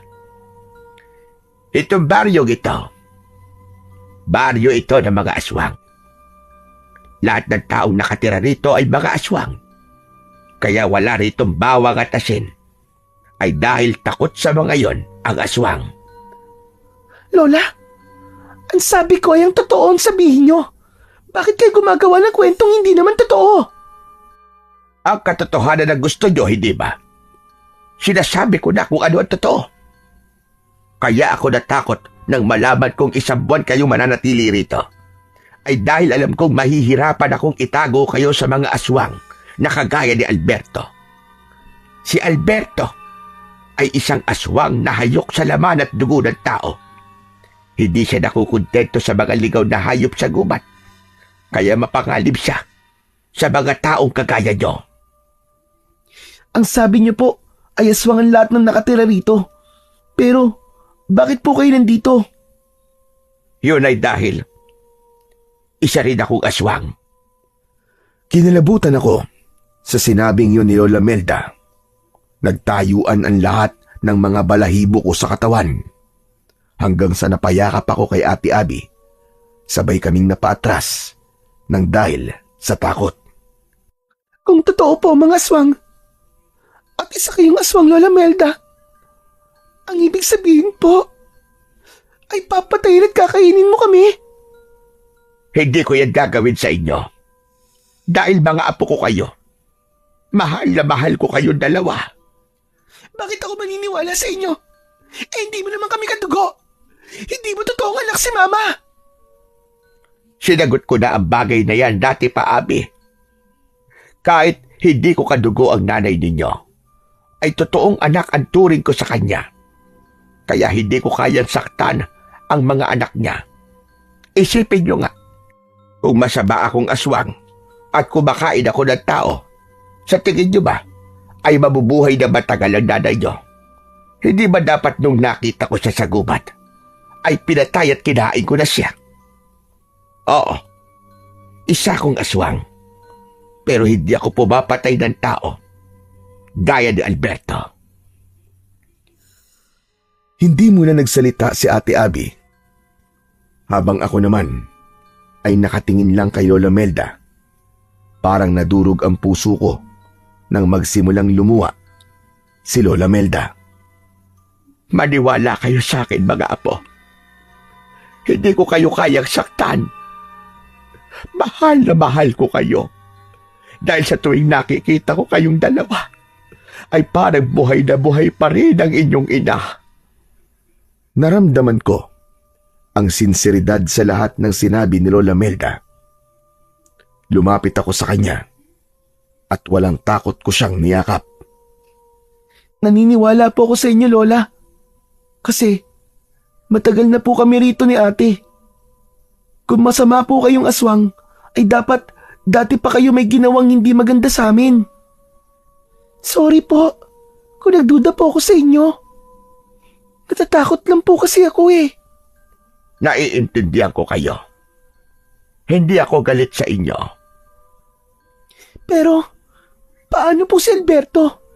Paano po kung bumalik siya rito? Huwag ka mag-alala. Dahil gagawin ko ang lahat, kahit ialay ko pa ang sarili kong buhay, para lang maprotektahan kayong dalawa magkapatid.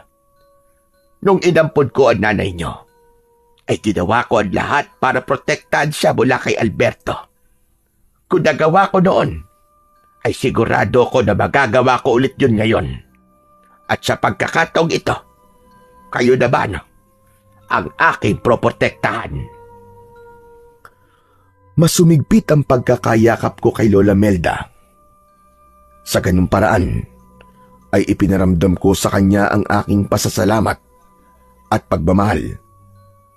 Dahil sa pagsasabi ni Lola sa amin ng totoo, ay doon ko naintindihan kung bakit ayaw niya kaming palabasin ng bahay at kung bakit marami siyang hindi sinasabi sa amin. Kahit bata pa ako, ay nauunawaan ko na mahirap para kay Lola Melda na aminin na isa siyang aswang dahil baka katakutan namin siya. Pero dahil sa napakabait niya at lalo na sa pag-aalaga niya noon kay Mama, ay mabilis naming natanggap ni Ate Abby kung sino at ano ang aming lola. Kinagabihan ay hindi kami naging kampante. Ayon kay Lola Melda, ay kailangan niyang magbantay dahil baka biglang dumating si Alberto. Hindi namin hinayaan na magbantay ng mag-isa si Lola, kaya hindi na rin kami natulog ni Ate Abby. Bukas umaga ay aalis na kayo rito. Ihahatid ko kayo doon sa bayan para makasiguro ako magiging ligtas kayo. Kaya niyo ba maglakad ng mahigit 2 oras? Kakayanin po namin. Pero kayo po, baka po hindi niyo po kayanin dahil matanda na po kayo. Malakas pa ako. Kaya wag akong isipin niyo. Pasensya na kayo 2 kung napunta kayo sa ganitong sitwasyon. Kung hindi lang sana nalaman ni Alberto na nandito kayo, ay hindi kayo natatakot ngayon. Sorry po, Lola Melda. Ako po kasi ang dahilan kung bakit nalaman po ni Alberto na nandito po kami ni ate.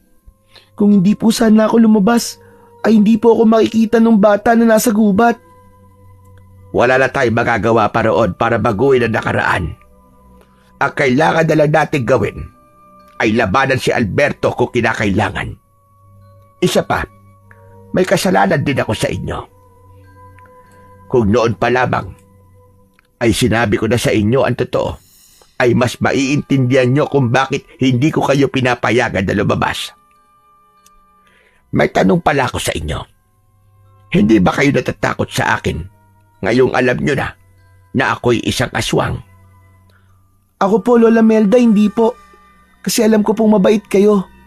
Ang astig nga po kasi may lola kaming aswang pero hindi po pumapatay ng tao. To be honest, Lola, nung unay natakot po ako. Akala ko po kasi, ay, gaya kayo ng mga aswang na napapanood ko po sa TV. Akala ko po, kumakain po kayo ng tao. Mga apo, hindi lahat ng aswang ay masasama. Merong kagaya ko na kontento na sa pagkain lamang ng mga ligaw na hayop. Marami kami, pero mas marami pa rin ang masasamang kagaya ni Alberto. Ang mga kagaya niyang aswang ang perwisyo sa mga taong kagaya ninyo. Ako rin pala, Lola, may tatanong po ako sa inyo. Ikaw po ba yung aswang na nakita namin ni ate sa likod ng bahay nung nakaraang gabi? Oo, ako nga iyon. Pasensya na kayo kung natakot kayo sa akin. Sa gitna ng pag-uusap namin, ay narinig namin ang boses ni Alberto sa labas. Napasiksik kami ni Ate Abby sa isang sulok dahil sa labis na takot. Melda! Melda! Ilabas mo ang mga apo mo! Ibigay mo sila sa akin! Nag-usap na tayo kanina. Hindi mo sila pwedeng saktan, Alberto. Hindi ko sila ibibigay sa'yo. Hindi mo naman sila kadugo. Kaya bakit ganyan ang pagmamalasakit mo sa kanila? Hindi ko na kaya ang uhaw at gutom na nararamdaman ko. Kailangan ko nang kumain ng tao ngayon. Huwag ang mga apo ko pagdiskitahan mo. Umalis ka na, Alberto. Dahil hindi ka magtatagumpay sa gusto mo mangyari. Biglang tumahimik sa labas. Nakiramdam ako, pero hindi ko na naramdaman ang presensya ni Alberto. Lola, umalis na po ba siya? Wala na po ba si Alberto? Hindi pa. Nararamdaman ko nasa labas pa rin siya, apo. Hindi talaga titigil ang hayop na yan. Hanggat hindi niya kayo nakukuha. Ano po ang gagawin natin, Lola Melda? Kinuha ni Lola Melda ang 2 kutsilyo sa kusina at ibinigay niya yun sa amin ni Ate Abby.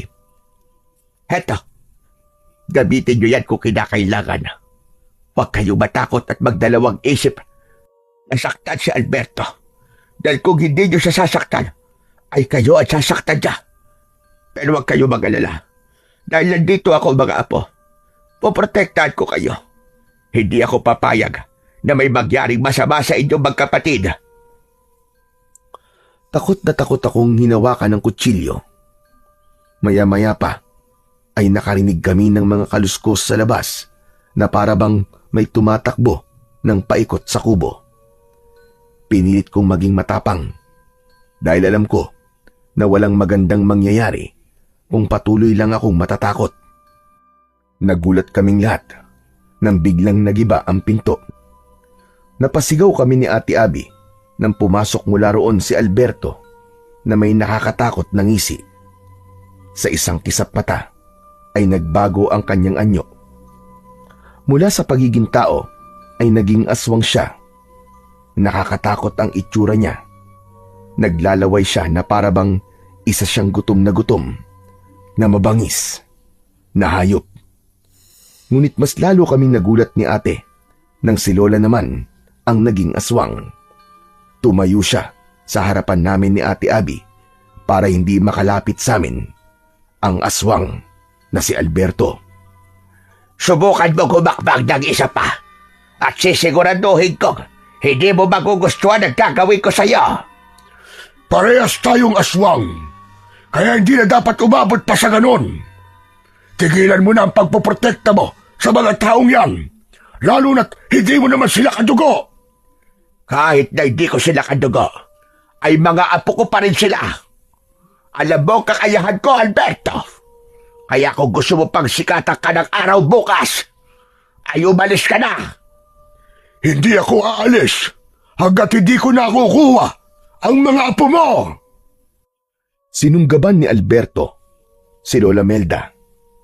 Sinalubong naman ito ni Lola at kinalmot niya si Alberto sa dibdib. Sandaling napaatras si Alberto pero agad din yung umatake. Tatakbo sana si Alberto papunta sa amin ni Ate Abby pero mabilis siyang hinawakan ni Lola sa balikat at hinila pabalik. Nanlaki ang mga mata ko nang walang kahirap-hirap na binalibag ni Lola si Alberto. Sinunggaban yun ni Lola Melda at kinagat sa leeg. Nang lumingon si Lola sa amin ay napasinghap kami dahil hindi kami sanay na makita siya na nasaan yung aswang. Hindi na makakabago nito si Alberto. Kunin niyo ang importante niyong mga gamit at aalis na kayo rito. Nagmamadaling kinuha ni Ate Abby ang wallet niya. Dinala rin namin ang aming mga cellphone. Bumalik na si Lola Melda sa pagiging tao at nagmamadali kaming lumabas ng bahay. Iniwanan namin si Alberto na halos hindi na makagalaw. Kailangan natin bilisan. Kailangan nyo na makaalis sa baryong ito sa lalo madaling panahon. Hindi po kaya masundan po tayo ni Alberto, Lola Melda? Sa tindi ng pinsala niya, ay hindi na yung makakasunod. Kaya wag mo na siyang alalahanin. Pero Lola Melda, ang galing niyo po palang makipaglaban. Biruin niyo po, kahit mas malaki po sa inyo si Alberto, ay nabalibag niyo po siya. Dahil kapag nasaan yung aswang ako, ay mas malakas ako.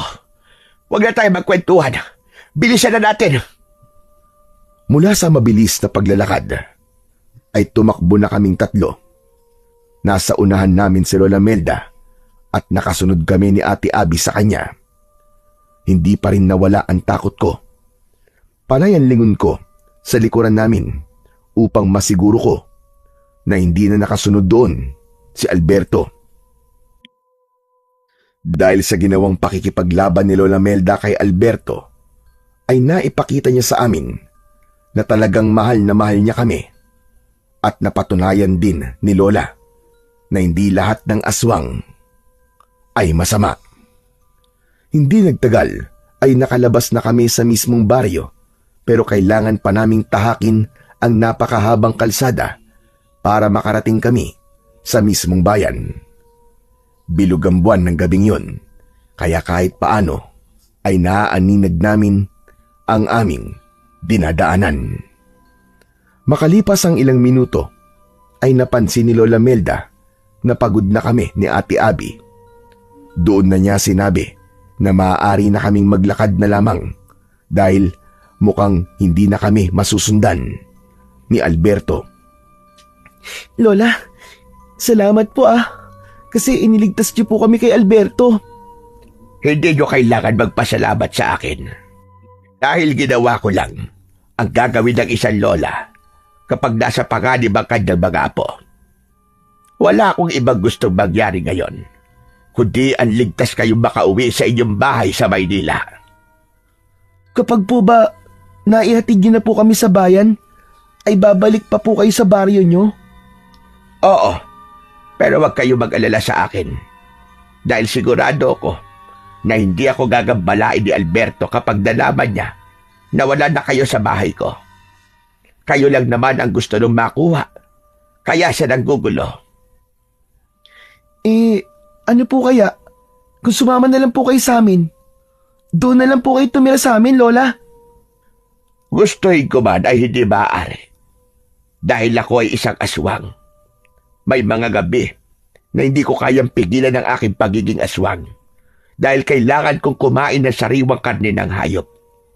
Sigurado ko na kapag nalaman nyo ng mga tao sa inyong lugar, ay magiging malaking problema yon, hindi lang sa akin, kundi lalong-lalo na sa inyo. Biglang tumigil sa paglalakad si Lola Melda. Luminga siya sa paligid na para bang may nakikita siya na hindi namin nakikita ni Ate Abby. Lola, bakit po kayo minto? Si Alberto. Nararamdaman ko siya. Nasundan niya tayo.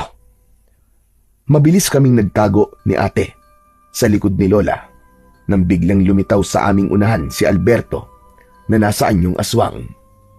Kahit sugatan na siya, ay parang hindi man lang siya nakakaramdam ng panghihina.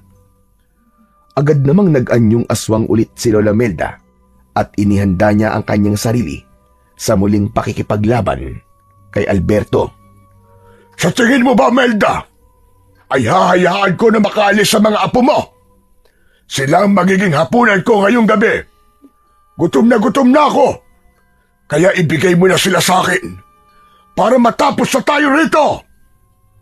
Nakakapagsisi na hindi pa kita tinuluyan kaninang animal ka. Ito tandaan mo. Kailangan mo muna dumaan sa ibabaw ng aking bangkay bago mo makuha ang aking mga apo. Kung ganon, ay ikaw muna ang papatayin ko para mawala na ang sagabal sa gusto kong mangyari. Sumugod ang aswang na si Alberto kay Lola Melda. Muli itong sinalubong ni Lola, pero nang malapit na sila sa isa't isa, ay bigla na lamang nawala si Alberto. Nagulat na lang kami nang sumulpot si Alberto sa likod ni Lola Melda at bumaon sa likod ni Lola ang matutulis nitong mga kuko. Mabilis na humarap si Lola Melda, pero sinalubong siya ng pagkagat ni Alberto sa balikat. Malakas na napasigaw si Lola Melda nang dahil sa labis na sakit. Umiiyak na kami noon ni Ate Abby dahil sa pag-aalala para sa aming lola. Kahit may hawak kaming kutsilyo, ay wala kaming lakas ng loob na labanan si Alberto dahil sa nakakatakot niyang anyo. Sinuntok ni Alberto sa sikmura si Lola Melda. Nanghihinang napaluhod sa lupa si Lola. Lola! Lola Melda! Tumakas na kayo. Sige na. Iwanan niyo na ako rito. Iligtas niyo ang mga buhay ninyo. Biglang niyakap ni Lola Melda si Alberto at kinagat niya yun sa leeg. Nagpumigla si Alberto pero hindi yun pinakawalan ni Lola Melda. Umalis na kayo habang kaya ko pang pigilan ang hayop na ito. Sige na mga apo. Umalis na kayo. Pero Lola, hindi ka po namin pwedeng iwanan. Huwag niyo akong intindihin.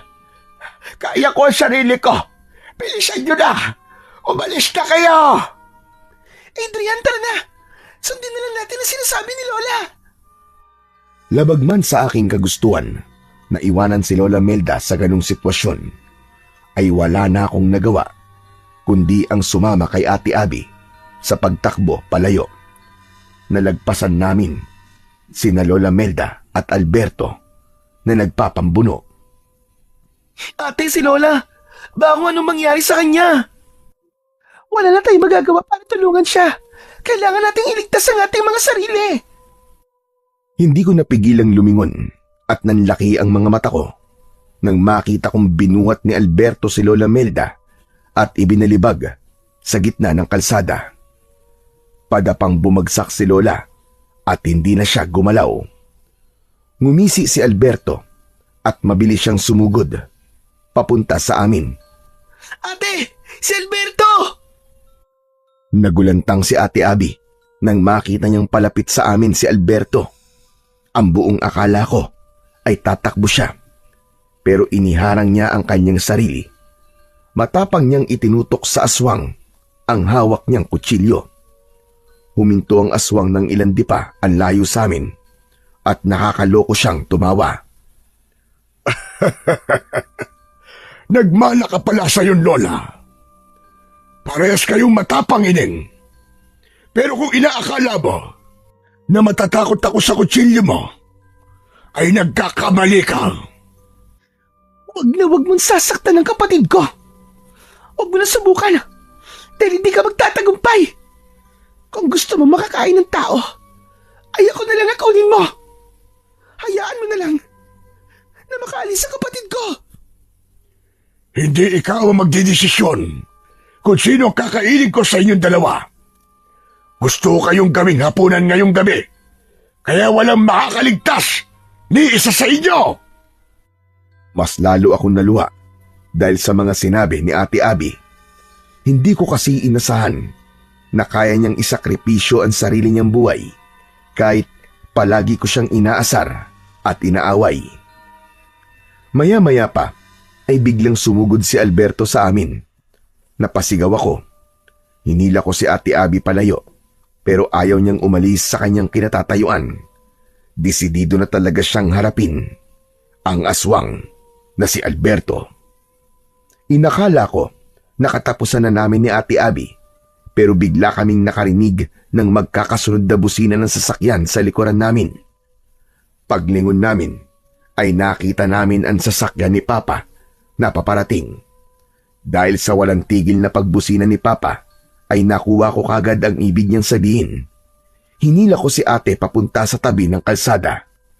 Kitang-kita ko ang malakas na pagbangga ng kotse kay Alberto. Sa lakas ng pagkakabangga sa kanya, ay lumipad siya at bumagsak sa tabi ng kalsada, kung saan ang gilid ay bangin. Pero hindi pa rin namatay si Alberto. Tumayo pa rin siya at bakas ang labis na galit sa mukha niya. Muli namang pinaandar ni Papa ang kotse at binangga nito sa pangalawang pagkakataon si Alberto na naging dahilan para mahulog siya ng tuluyan sa malalim na bangin. Nang bumaba si Papa sa kotse, ay masaya kaming lumapit ni ate sa kanya. Maigpit namin siyang niyakap. Papa! Buti na lang at dumating ka. Akala namin mamamatay na kami ni ate. Mabuti na lang at sinunod ko ang aking kutob. Mangyaring kahapon pa kasi ako kinakabahan, kaya naisipan kong puntahan na kayo sa bahay ng lola nyo. Hindi ko naman nakalain na ganito ang sasalubong sa akin dito. Sino ba ang lalaking yun? At bakit ganun ang itsura niya? Papa, aswang po siya. Ang totoo po niyan ay tumakas po kami sa kanya kasama po si Lola Melda. Teka, si Lola, kailangan po natin siya madala sa ospital. Nagmamadali naming nilapitan si Lola Melda na nasa anyong tao na. Ngumiti siya sa amin sa kabila ng mga sugat niya. Dexter, salamat naman at dumating ka. Ilayo mo na mga anak mo rito at huwag na kayong babalik dito kahit kailan. Kailangan po namin kayo madala sa ospital para magamot po mga sugat ninyo. Binuhat ni Papa si Lola. Inilagay niya si Lola sa backseat at sinamahan ko siya roon. Si Ate Abby naman ay sa unahan umupo. Nang umandar na ang sasakyan, ay doon ko nasabi sa akin sarili na ligtas na kami mula kay Alberto. Tinignan ko si Lola Melda at ngumiti ako sa kanya. Lola Melda, maraming salamat po. Mahal na mahal po kita. Lola, wag na po kayong mag-alala. Kasi, ligtas na po tayo. Nahihirapang ngumiti si Lola Melda. Ipinikit niya ang kanyang mga mata at isinandal niya ang ulo niya sa balikat ko. Nang gabing yun, napatunayan ko na kahit hindi namin kadugo si Lola Melda, ay handa pa rin siyang isakripisyo ang sarili niyang buhay para sa amin ng ate ko. Nang nadala na namin si Lola Melda sa malapit na ospital, ay doon na namin ipinaliwanag kay Papa ang lahat. Wala kaming inilihim sa kanya, kahit pa ang pagiging aswang ni Lola Melda. Nung una, ay halatang hindi niya matanggap ang mga sinabi namin. Pero nang si Lola Melda na mismo ang nagpaliwanag kay Papa, ay doon na siya naniwala. Tinanggap naman ni Papa si Lola Melda dahil alam niya kung gaano ito kabait at kabuti. Nang nakalabas na si Lola Melda sa ospital, ay bumalik siya sa kanyang baryo, habang kami naman ay nagbalik na sa Maynila.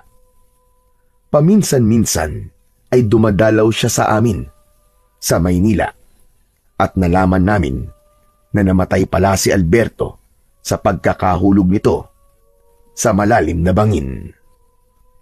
Ang pangyayaring yon sa aming buhay ang naging daan para magkaayos kami ng tuluyan ng aking ate Abby. Napagtanto namin na sa huli ay kami pa rin ang magtutulungan. Doon ko naunawaan na kami lang ni ate Abby ang tunay na magkakampi. At yun ang aral na hindi ko makakalimutan.